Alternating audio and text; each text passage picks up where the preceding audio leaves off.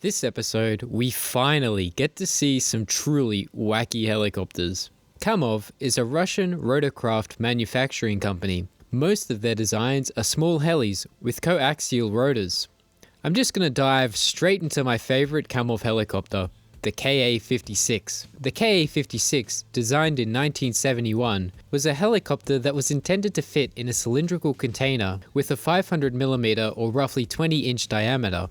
The reasoning behind this strange requirement is because it was designed to fit into a submarine's torpedo tube. Another design requirement was that it could be assembled for flying in just 15 minutes when it was unpacked from a container. It was powered by a 40 horsepower air-cooled engine, and it was calculated to have a range of 150 kilometers or 93 miles, a cruise speed of 110 kilometers an hour or 70 miles per hour, and a ceiling of 17,000 meters or 5,600 feet. I love this picture the most. The pilot standing next to it with an almost defeated expression on his face like, yep, this thing's gonna fucking kill me. It's an adorable helicopter that wasn't actually the first submarine launched helicopter. Well, technically the Fokker FA-330 isn't a helicopter, it's a rotary kite, but it was submarine launched and was designed to be towed by the submarine. It was intended to give submarines better visibility, but I can't help but think of what would happen if the little kite was spotted and the submarine was forced to dive. Would he just be screwed? Would they continue to tow him while submerged? Or would they just cut the wire and let him float in the breeze like a plastic bag? One thing is for sure, the pilots of these little stick helicopters had some giant cojones. Kamov's early helicopters share a lot of similarities to the Ka-56. Small, sketchy looking helicopters like the Ka-8, which was built in 1947 and powered by a two-cylinder motorcycle engine that would have normally produced 27 horsepower, but it was boosted by the use of alcohol for fuel, boosting it to 45 horsepower. The Ka-10 was a development of the Ka-8. It featured a similar layout, but had a new engine specifically designed to be used in a helicopter, a 55 horsepower flat 4. It first flew in 1949 and was actually the first Soviet helicopter to land on the deck of a ship in 1950. I know I talk a lot of shit about helicopters being ugly, but I will fight anyone who thinks that the Ka-15 isn't anything but cute. It first flew in 1952, and it became the world's first mass-produced coaxial helicopter. It had a 9-cylinder air-cooled radial engine that produced 260 horsepower at takeoff and was later fitted with a supercharger, boosting its performance to 280 horsepower. It was specifically designed for the Soviet Navy, with some being fitted with anti-submarine equipment. But it's hard to say how successful it was with this role, given its small load capacity, only about 400 kilograms or 1,000 pounds. A civilianized version, the Ka-15M, was also built for crop spraying, medical evacuation, and used in the forestry industry. There was a 4-seat version made, that being the Ka-18, which, let's be honest, is fucking ugly. It was also used for agriculture, mineral exploration, escorting vessels in polar areas, and in the forestry industry.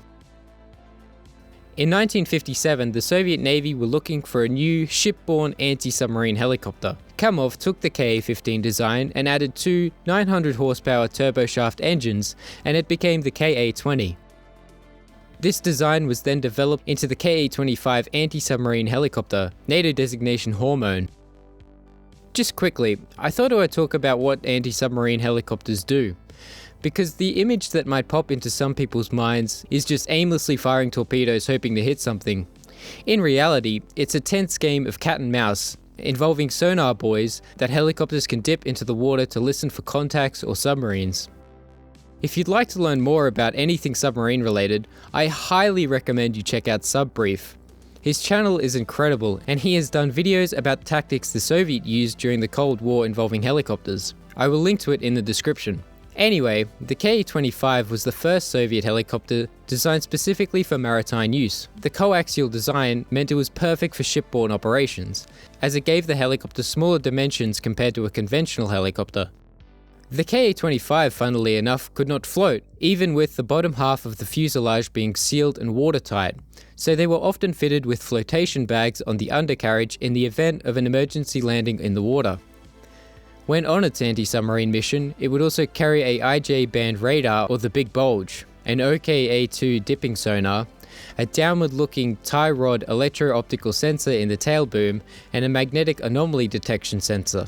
Armament was not normally carried, however, it could be fitted with a coffin-like weapons bay on the belly. This bay could even be fitted with weapons including nuclear depth charges. The Ka-25 turned out to be a successful helicopter that stayed in service until 2016, with about 400 being produced, with many variants including the Ka-25BSH, which NATO called Hormone A, which was basically a ship-based anti-submarine variant. The Ka-25K, or Hormone B, which had special electronic equipment for target spotting and guidance of surface-to-surface missiles. The Ka-25PS, or Hormone C, which was a search and rescue variant fitted with a winch, 12 seats, provisions for stretchers, a searchlight, and a loudspeaker. The Ka-25 was slowly replaced with the Ka-27, NATO designation Helix, which looks extremely similar to the Ka-25 because it was designed to fit in the same hangar space. It had a larger fuselage, but it had double the power and much improved avionic equipment and more modern flight control systems. The Ka-27 is said to be extremely stable and easy to fly thanks to automatic height hold and automatic hover that works in all weather conditions. It featured a largely titanium and composite construction that made it highly corrosion resistant. It wasn't the fastest bird in the sky, only capable of reaching a speed of 260 km an hour or 161 miles per hour. It did, however, have a flight endurance of 6 hours 25 minutes. Like the Ka-25, it had many variants, like the Ka-27PL, or NATO designation Helix A, which was a basic anti-submarine variant. The Ka-29, NATO designation Helix B, was a naval assault transportation helicopter that had a substantially changed fuselage that was widened to allow for 3 crew to sit side by side. It was even mounted with hardpoints to allow machine guns, rocket pods, and even anti-tank guided missiles to be mounted on the side of the fuselage. It could accommodate 16 fully equipped troops, and the Ka-29 was even armoured with 350 kilograms or 771 pounds of armour plating around the cockpit and engines. There was even a Ka-29 which was an AWACS, or Airborne Warning and Control System helicopter, that could detect and track up to 20 targets in any weather conditions. The Ka-27 was operated by a lot of militaries, some you might expect like Ukraine, but some unexpected ones like South Korea, which even uses it in its forest service. The Ka-32 is a civilian version of the Ka-27.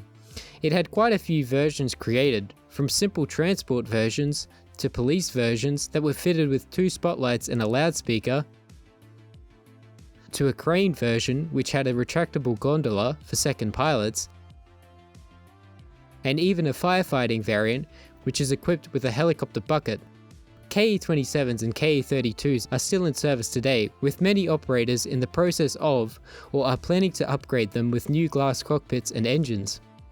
I just thought I'd jump back to the Ka-26, as it didn't really fit with the progression from the Ka-15 to the Ka-27. The Ka-26 was designed to be a multi-purpose helicopter that was mainly going to be used for aviation chemical work or crop spraying. It was much more cost effective than the AN-2 or Mi-2, and it turned out to be an outstanding helicopter in terms of cost effectiveness. Thanks to the use of fiberglass rotor blades, which lasted 10 times longer than metal blades. It was also used for transporting people, wounded patients, forest patrolling, search and rescue, and even as a flying crane, although its slung lifting capacity was only 900 kilograms or 2,000 pounds. More than 800 machines were built, and it was operated by 17 foreign countries, a niche helicopter that turned out to be highly successful. The Ka-26 turned into the Ka-126, which removed the kinda clunky looking external engine pods and mounted a single 722 horsepower turboshaft engine. It wasn't as successful as its predecessor, with only 17 being built. The Ka-226 was a twin engine version, which was moderately successful. It features an interchangeable mission pod that allows for different equipment configurations, from ambulance versions allowing for 2 stretchers to simple cargo and passenger pods, agriculture pods that could carry 1,000 litres of chemical, and even a surveillance pod. It demonstrated that it had great long endurance capabilities, being able to fly for 6 hours and 45 minutes. Around 269 have been built, and the Russians have even allowed India to build the helicopter under license. I don't know why I have such a soft spot for these little cuties. Maybe it's because they're not conventionally attractive, just like me. Anyway, I hope you enjoyed today's episode, and I'd like to say a huge thanks to everyone who has subscribed. We recently reached 100 subscribers and I couldn't be happier. I sincerely appreciate all the support and everyone who comes back to watch my videos. Thanks a lot everyone, you're awesome.